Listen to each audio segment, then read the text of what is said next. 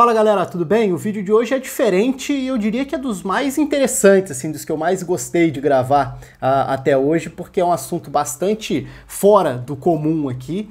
E na semana passada eu cheguei a falar sobre o campeonato austríaco, até levantar a bola aqui sobre o futebol austríaco, era a final da Copa da Áustria, levantar a bola para vocês também em relação a outros campeonatos alternativos pra gente falar, pra gente abordar aqui no canal. E eu tenho feito um pouco desse exercício nas últimas semanas, de olhar um pouco mais para diferentes campeonatos, tentar olhar para jogos antes da pausa, inclusive. E um dos campeonatos que eu mais tenho me interessado é o campeonato dinamarquês. E isso tem diferentes motivos. Tem muito a ver com a média baixa de idade, tem a ver com a quantidade de jogadores jovens tendo espaço, jogadores que podem ter potencial mais para frente. E no meio de todos esses times do futebol dinamarquês, eu acabei me interessando ainda mais pelo Nordsjælland, que é um time que não briga pelo título nessa temporada, tá muito mais ali para briga por um terceiro, quarto, quinto lugar nessa faixa da tabela, mas que tem alguns aspectos muito diferentes, muito particulares, e é essa a história do vídeo de hoje. Então é sobre isso que eu vou falar, conto com a participação de vocês aqui, então as sugestões estão mais do que... O canal tá aberto para vocês sugerirem aqui embaixo, e claro, se inscreva aí também, deixa o like no vídeo, é sempre importante, até para saber se você curte esse tipo de vídeo que vai um pouco além da questão da análise específica de um time. Então deixa a curtida no vídeo, a inscrição no canal, ativa o sininho e comente também. Por que o Nordsjælland é um caso à parte que vale um vídeo, que vale falar um pouco mais sobre ele especificamente? São tantos os motivos, mas para explicar um pouco disso, né?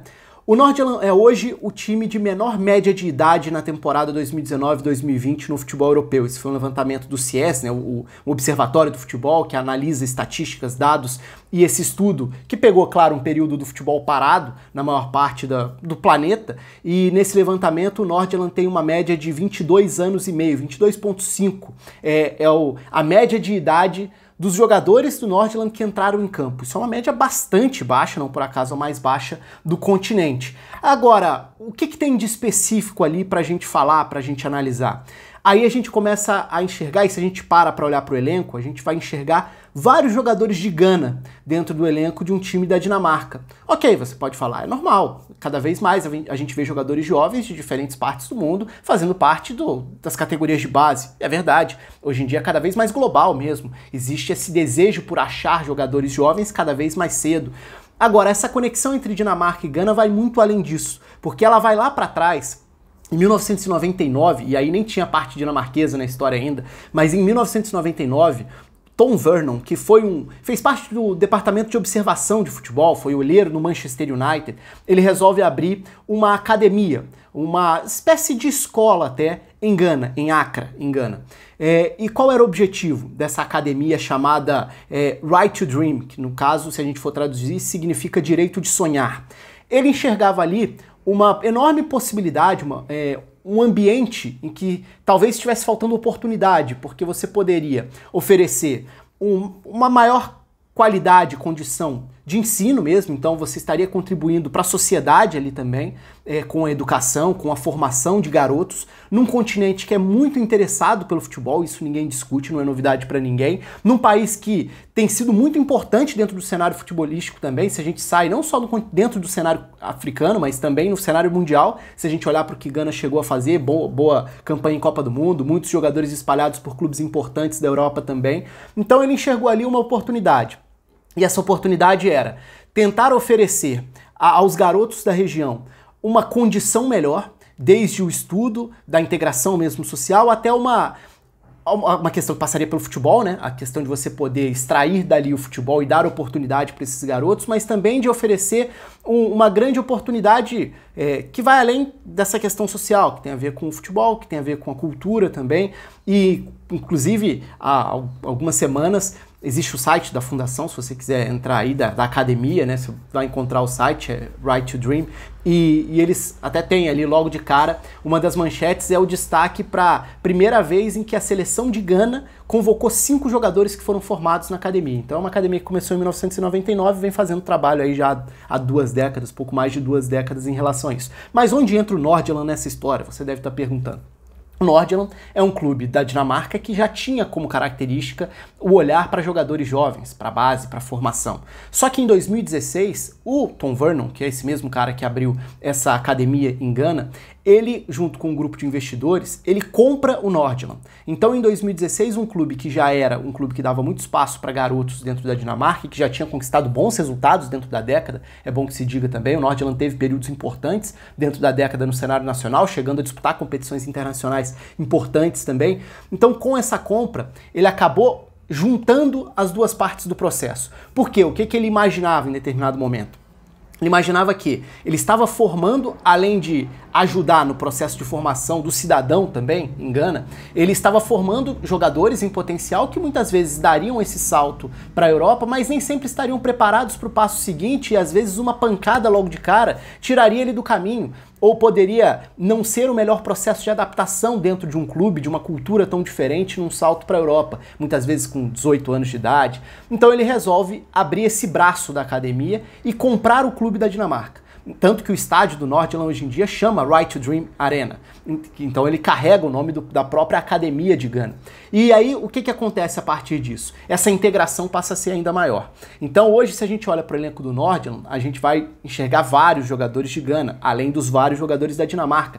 A grande maioria muito jovem, dos dois lados, dos dois países, e não só dos dois países, tem jogadores de outras nacionalidades por lá também.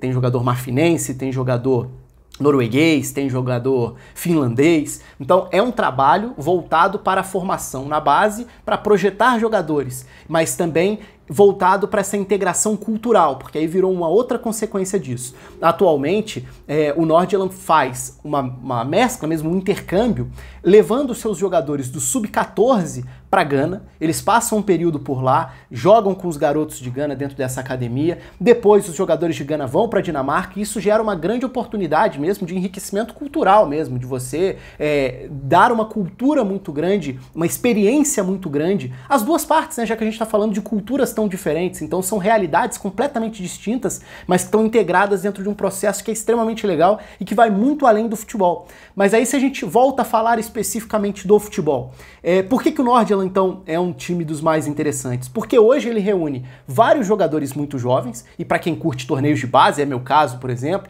você está sempre tentando ficar de olho ali para ver um jogador que pode daqui a pouco aparecer num clube grande, pode daqui a pouco aparecer se destacando numa competição intermediária de base, por exemplo, um europeu sub-21 que vai até a idade de 23 anos na fase final do seu torneio. Muitas vezes são esses jogadores com essa faixa de idade, 19, 20, 21, 22 anos, são os jogadores que dão esse salto. Então é muito interessante esse processo, todo o processo, que vai além do futebol e que chega ao futebol como parte do produto. E aí a gente entra nessa questão dos jogadores. E aí eu até separei alguns para falar, porque, por exemplo, eu tenho visto vários desses jogos do Nordsjælland antes da parada e agora na volta do campeonato dinamarquês também, porque tem sido interessante acompanhar e você enxerga potencial em muitos desses nomes ali. O time em alguns momentos joga com linha com 4, mas tem sido mais frequente jogar com 3 zagueiros, 2 alas, 2 volantes e aí um trio ofensivo. E além de uma versatilidade muito grande, a ideia de trabalhar esse entendimento amplo do jogo, entendimento tático do jogo, é um dos princípios também das duas pontas, tanto em Gana quanto na Dinamarca.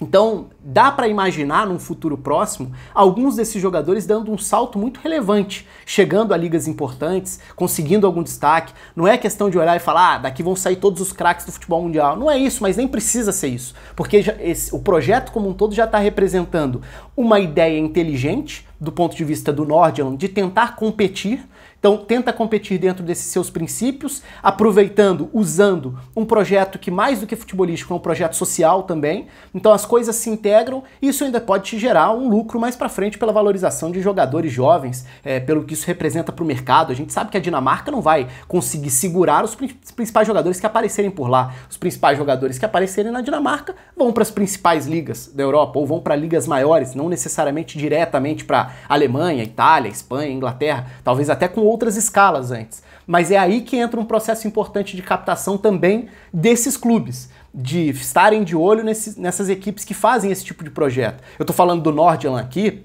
mas Midtjylland e Copenhagen são dois clubes que também têm hoje muitos garotos dentro dos seus times principais e garotos com papéis importantes dentro dos times. O Midland é até um caso à parte, porque ele tem um projeto também muito interessante, mas aí numa outra linha, num caminho que envolve um uso de estatística. Eu cheguei a escrever sobre isso há alguns anos, até para a editora Grande Área, falando um pouco mais desse projeto, que tinha ligação com o Brentford na Inglaterra também, sobre detectar jogadores que não estão no radar, utilizando muito um trabalho estatístico. Mas aí já é uma outra parte da história. Inclusive na próxima rodada tem confronto importante do Campeonato Dinamarquês, de repente eu até posto vídeo sobre o jogo especificamente. Mas para falar sobre alguns desses garotos, hoje, se a gente olha para essa escalação, por exemplo, na última rodada o Nordsjælland enfrentou o Silkeborg.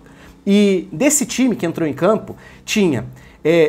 se a gente olhar para as últimas 2 rodadas do Campeonato Dinamarquês, 6 dos 11 titulares eram nascidos em 98 para frente. Ou seja, é um time que coloca muitos garotos em campo. E são vários jogadores, 2000, 2001, 2002. Então são jogadores muito jovens. Entre eles, por exemplo, tá o Kamaldeen Sulemana, que é um jogador de Gana, nascido em 2002, que tem sido uma das sensações do momento na Dinamarca. Ele tá ganhando o espaço dele no time, jogando em diferentes funções, ora como ala pela esquerda dentro desse sistema com 3 zagueiros, ora como um meia, quase ponta pelo lado esquerdo, mas muito veloz, de muita arrancada, muita potência para conduzir a bola da esquerda para dentro, para definir com a perna direita. Então tem sido um jogador que está ganhando espaço muito rapidamente dentro do time. É um nome para a gente prestar atenção, porque muito provavelmente em breve vai estar aí com a seleção principal de Gana, possivelmente vai estar num campeonato maior. Outro nome, eu tô até olhando para a cola aqui da escalação, porque eu deixei a escalação, o elenco completo aqui com as idades, para conseguir falar as idades exatamente. Então eu falei do Kamaldeen Sulemana